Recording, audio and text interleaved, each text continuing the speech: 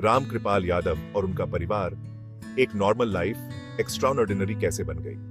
रामकृपाल यादव एक साधारण किसान थे। वो अपने परिवार के साथ एक छोटे से गांव में रहते थे। उनकी लाइफ सिंपल और शांत थी। खेती बाड़ी और परिवार ही उनकी दुनिया थी।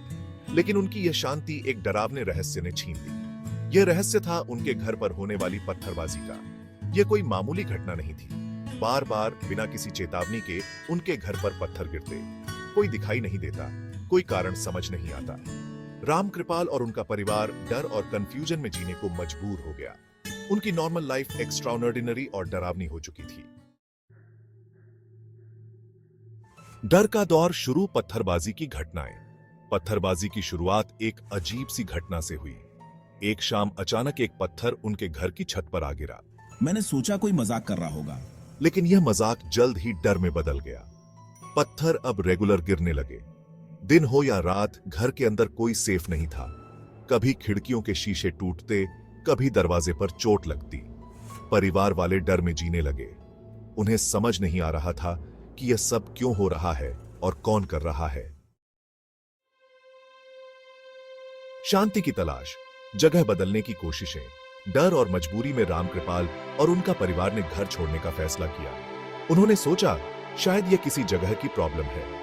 वे अपने रिश्तेदारों के यहां गए, कुछ दिनों के लिए दूसरे गांव में भी रहे। हमने सोचा शायद यहाँ से दूर जाने पर सब ठीक हो जाएगा। लेकिन हर जगह वही डर, वही दहशत।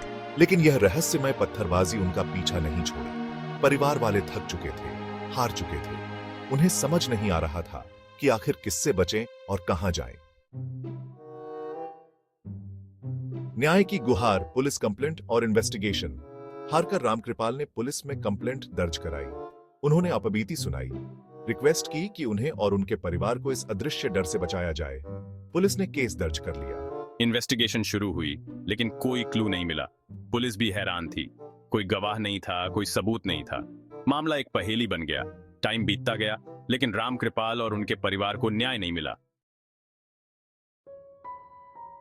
गांव की चुप्पी, लोगों का रिएक्शन।